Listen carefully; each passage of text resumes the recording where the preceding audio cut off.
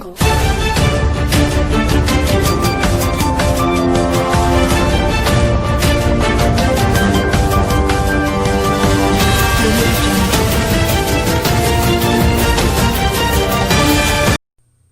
Hola a toda la comunidad de Adelitas y Adelitos de quinto grado.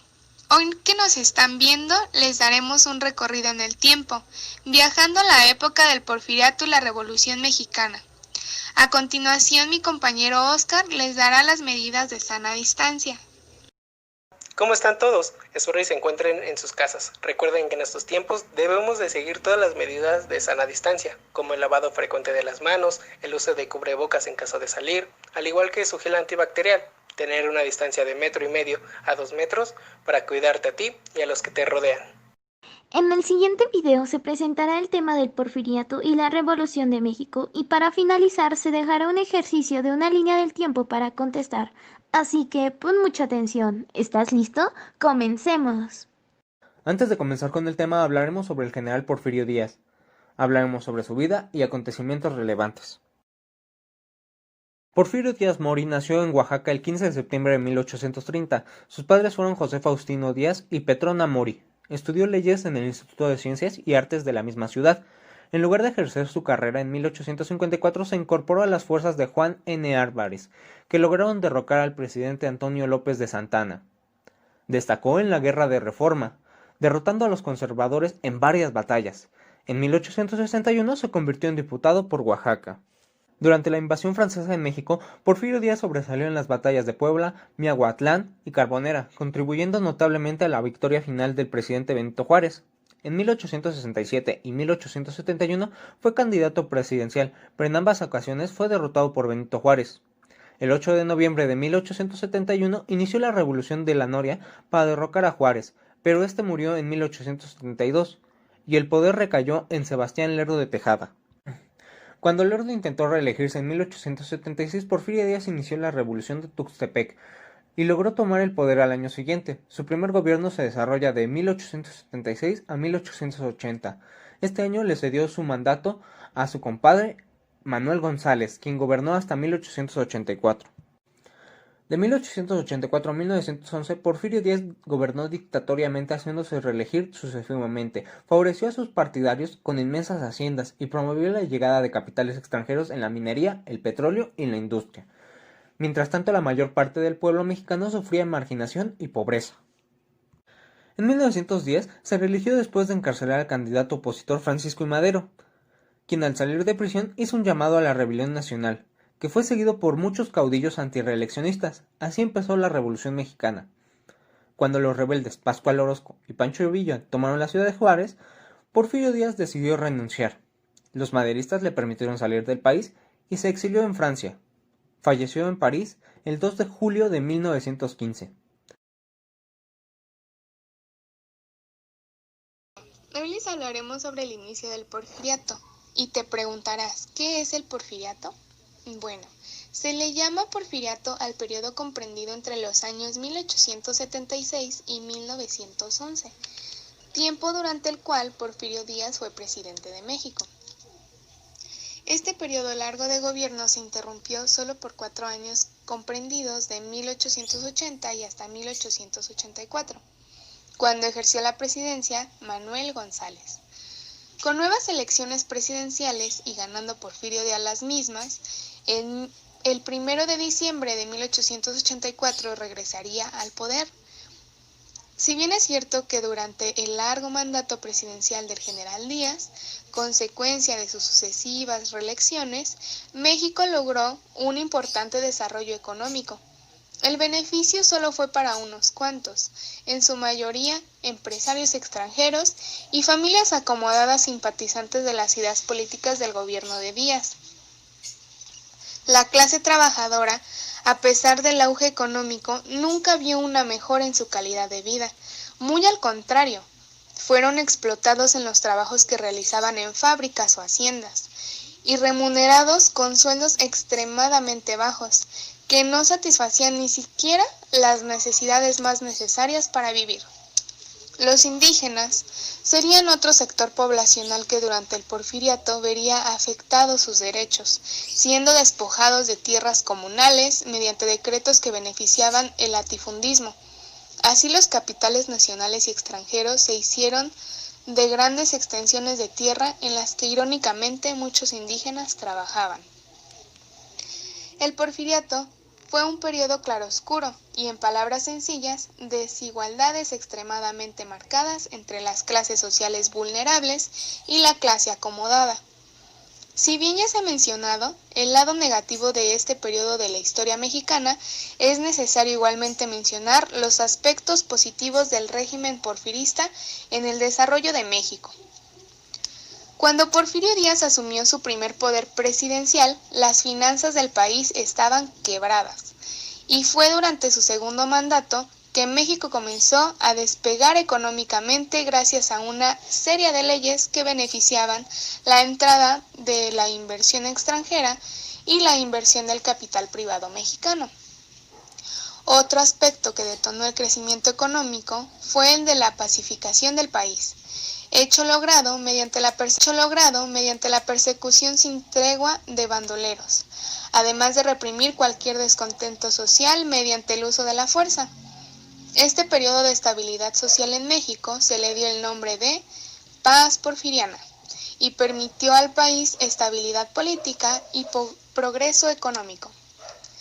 Otro motor del crecimiento fue la ampliación de la red ferroviaria que comunicó a poblaciones muy importantes por su producción minera y agropecuaria. Las principales naciones que invirtieron en México durante el gobierno de Porfirio Díaz fueron Inglaterra, Francia y los Estados Unidos de América. Todo este progreso se vio frenado por la recesión económica que afectó al mundo entre los años 1907 y 1908, provocando un aumento en el existente descontento social. Espero y te haya quedado muy claro sobre lo que trata el Porfiriato. Posteriormente, los principales avances tecnológicos en el Porfiriato fueron los siguientes: la extensión del sistema ferroviario, el cual fue el mayor medio de transporte en México, que era operado en su mayoría por extranjeros; las rutas ferrocarrileras, que recorrían casi todo el país; la electricidad, gracias a la cual el gobierno pudo montar fábricas e industrias que mejoraron debido a este avance; el automóvil, cuyo primer modelo llegó en México entre el año de 1896 y 1898, y logró la instalación de diversas industrias automotrices; y por último, la industria petrolera, base de la economía principal de esta época. Increíble, ¿no? Por otro lado, en Nueva Jersey, el 27 de enero de 1880 a Thomas Alva Edison se le concedió la patente de la lámpara o bombilla incandescente, utilizando un filamento de carbono y el vacío de su interior. Esta luz fue la primera en comercializarse de forma práctica, un objeto que fue decisivo en el desarrollo del siglo XX. Por cierto, no olvidemos algunos aspectos que definieron el Porfiriato, como fueron las construcciones arquitectónicas que levantó con el fin de conducir a México a la modernidad.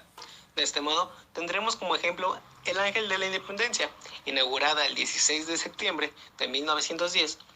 Esta obra arquitectónica fue mandada a construir con el fin de exaltar la unidad nacional y rendir homenaje a todos los héroes de la patria. También el Palacio de Bellas Artes, que en 1904 se ordenó al arquitecto Adolfo Boari la construcción de un nuevo recinto teatral, dado que el antiguo Teatro Nacional había sido demolido para ampliar la calle 5 de Mayo.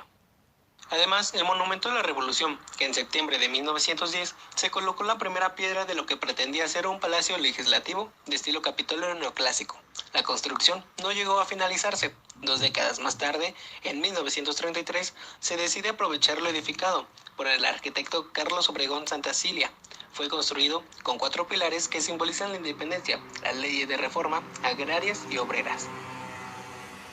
Uno de estos ejemplos es la construcción del Palacio de Lecumberri, que comenzó el 9 de mayo de 1885, inaugurado 15 años después, el 29 de septiembre de 1900, durante el régimen de Porfirio Díaz, enfocado en la construcción de un centro penitenciario grande y moderno, donde la arquitectura y poderío económico fueron acorde con la imagen de México, que el entonces presidente quería transmitir al mundo.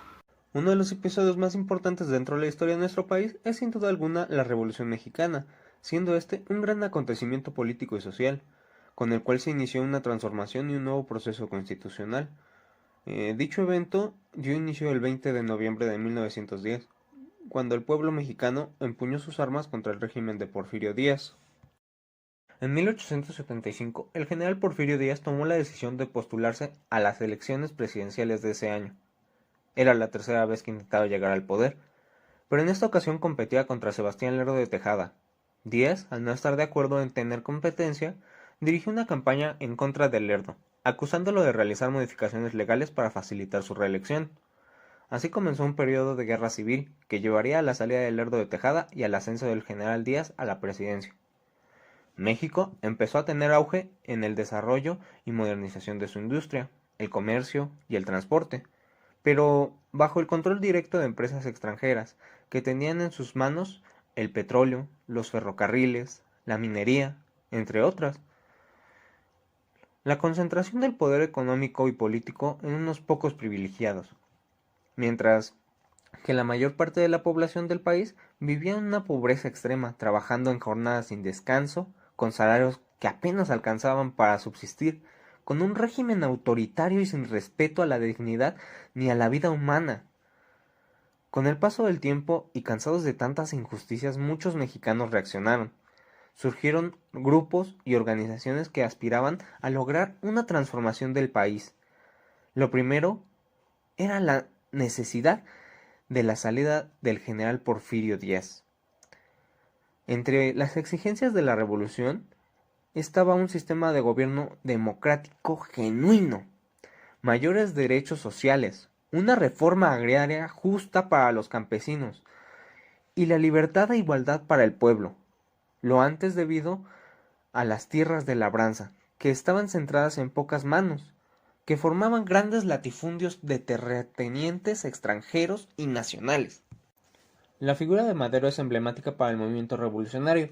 Las ideas liberales aprendidas desde la infancia lo impulsaron para buscar una mayor justicia social en México, por lo que en 1901 se comprometió con las ideas del Partido Liberal y difundió el periódico Regeneración de los Hermanos Flores Magón, y en 1904 dio inicio a su carrera política. Fundó el Club Democrático Benito Juárez, organizó el periódico El Demócrata, en donde colaboraba con artículos sobre derechos humanos, sufragio y libertad. En octubre de 1908 publica el libro La sucesión presidencial de 1910, donde criticaba al entonces presidente de México, Porfirio Díaz, quien había estado por más de 30 años en el poder, y demandaba elecciones libres, libertad de expresión y de asociación.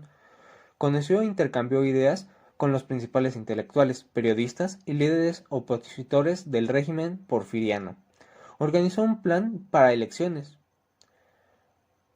El 22 de mayo de 1909, por iniciativa de Francisco I. Madero, se creó el Partido Nacional Antirreeleccionista, PNA, cuyo lema era sufragio electivo, no reelección. Su objetivo principal era participar en las elecciones presidenciales de México contra la reelección de Porfirio Díaz. Madero lanzó el 5 de octubre de 1910 el Plan de San Luis, que rechazó la reelección y convocó a derrocar al dictador. El pueblo mexicano demostró fiel apoyo al llamado de Madero. Se lanzó a la lucha armada el 20 de noviembre de 1910. Lo que la nación demandaba eran principios democráticos y sociales esenciales, como igualdad, justicia, equidad y libertad, para un pueblo que sufrió demasiados abusos durante 30 años que duró la dictadura de Díaz. Dentro de los grupos que se unieron a la lucha se encontraban campesinos que reclamaban su derecho a la propiedad de tierras, obreros que reclamaban justicia social y por las clases medias que pedían libertad política. Las fuerzas opositoras tomaron el control de gran parte del país, dejando a Díaz solo una opción: anunciar el 25 de mayo de 1911 su renuncia como presidente de México. Días después, Francisco I. Madero entró victorioso por la Ciudad de México el 7 de junio de 1911 rumbo al Palacio Nacional, dando término al porfiriato. La revolución no había concluido, apenas había iniciado. La Revolución Mexicana de 1910 dio lugar a la Constitución Política de los Estados Unidos Mexicanos de 1917, la cual reformó la de 5 de febrero de 1857. Aún nos rige.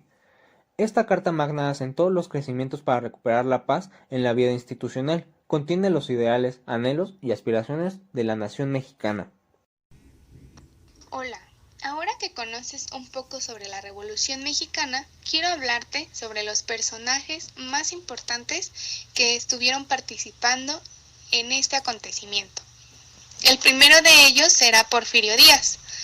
Su dictadura concentraba casi toda la riqueza en la capital de México. Las zonas rurales vivían en extrema pobreza, víctimas del despojo y abuso de poder. Esto desató la lucha armada. Ahora tenemos a Emiliano Zapata. Desde los 16 años se dedicó a adiestrar caballos y también al comercio de los mismos, llegando a ser el mejor charro de la región. Era un brillante estratega militar y campesino, amante de la fiesta charra y la vida de campo. Luchó en contra del gobierno de Porfirio Díaz y de los hacendados, siendo de los principales líderes de la Revolución Mexicana. Se cree que usaba un doble sobre en todos los eventos públicos, esto por el constante acoso del gobierno. La gente lo reconocía porque era el más alto de su doble.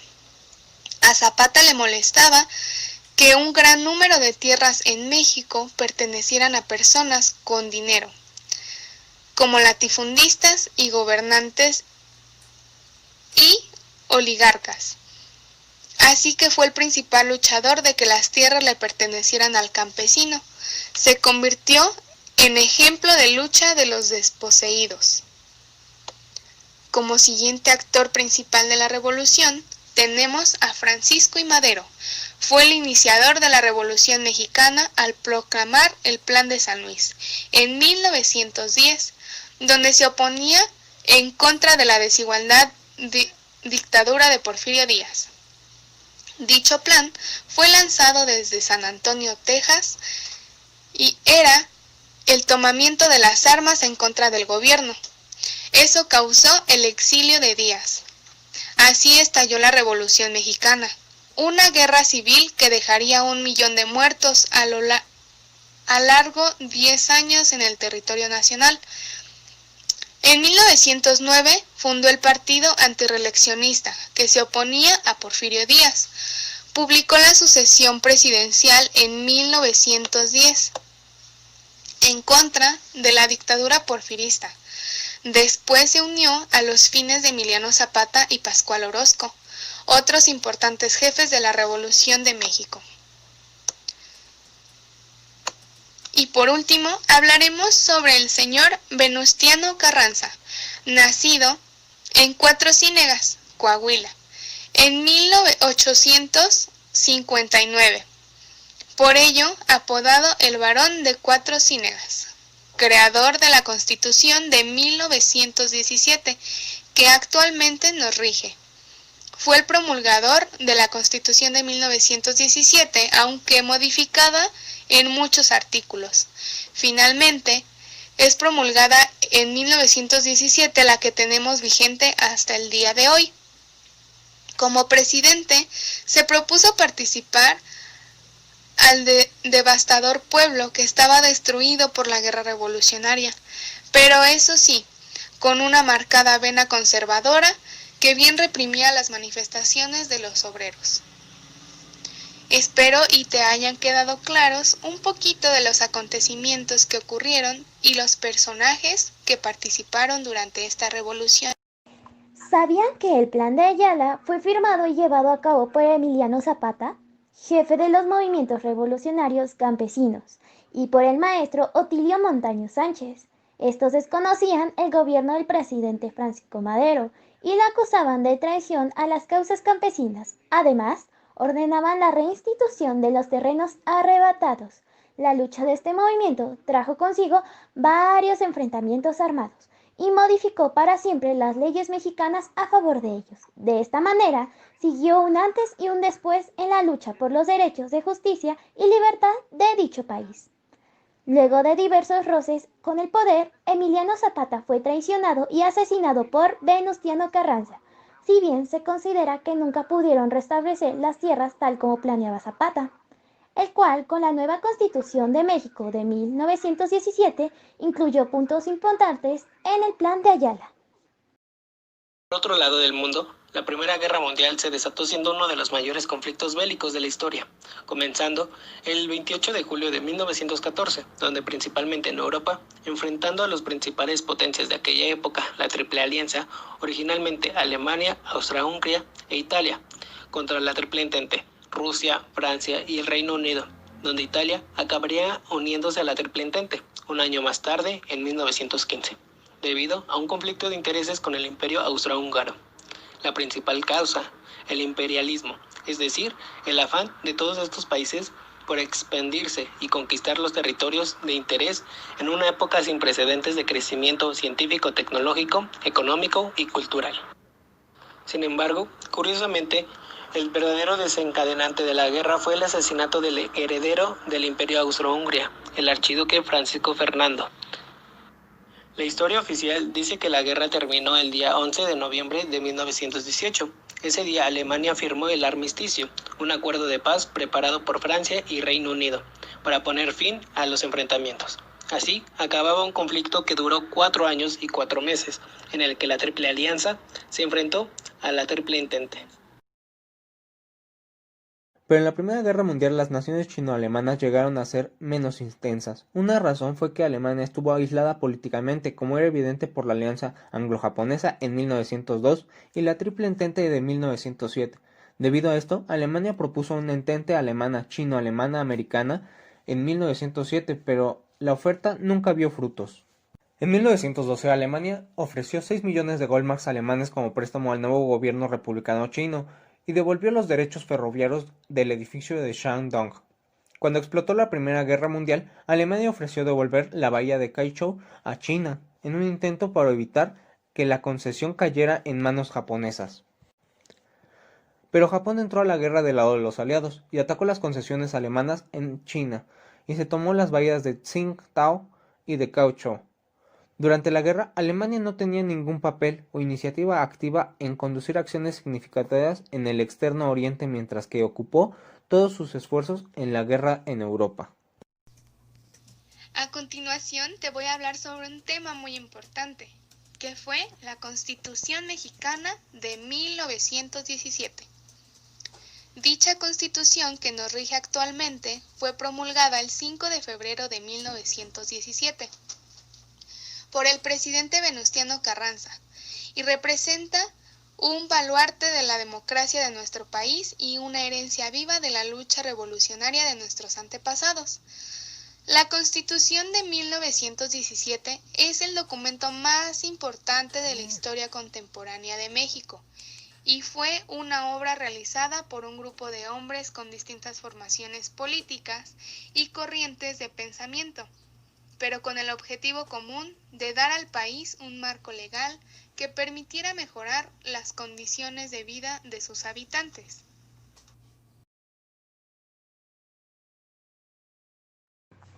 ¿Están listos para reflexionar? Muy bien, pero antes de comenzar con cada pregunta, pausa el video y contesta. Ahora sí, comencemos. ¿Quién fue Porfirio Díaz? ¿Qué logró en su mandato? ¿Cuáles son las consecuencias del porfiriato? ¿Quiénes fueron los personajes principales durante el porfiriato? Y por último, ¿por qué se habla tan mal del porfiriato?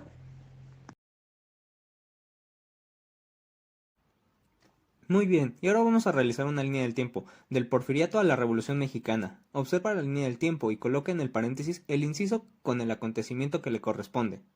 Inciso A. Primera Guerra Mundial. Inciso B. Inicio del Porfiriato. Inciso C. Palacio de Lecumberri. Inciso D. China le declara la guerra a Alemania. Inciso E. Inicio de la Revolución Mexicana. Inciso F. Bombilla incandescente patente de Edison. Inciso G. Año en que se promulga el Plan de Ayala. Inciso H. Año de la promulgación de la Constitución. Muy bien, espero que hayas visto muy bien y escuchado todo el video anterior que se presentó. Te daremos 5 minutos para contestar la línea del tiempo.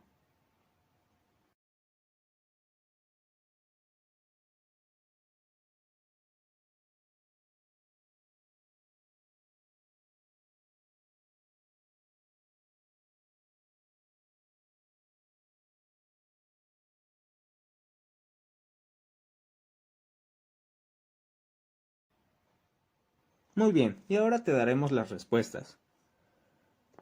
1877, inciso B, inicio del porfiriato. 1880, inciso F, bombilla incandescente patente de Edison. 1900, inciso C, Palacio de Lecumberri. 1910, inciso E, inicio de la Revolución Mexicana. 1911, inciso G, año en que se promulga el Plan de Ayala. 1914, inciso A, Primera Guerra Mundial. 1917, en la parte inferior, inciso D, China le declara la guerra a Alemania. 1917, superior, inciso H, año de la promulgación de la Constitución. Muy bien, espero que te hayas divertido. Sabes que siempre nos puedes ver en este canal. Hasta luego, Adelitos.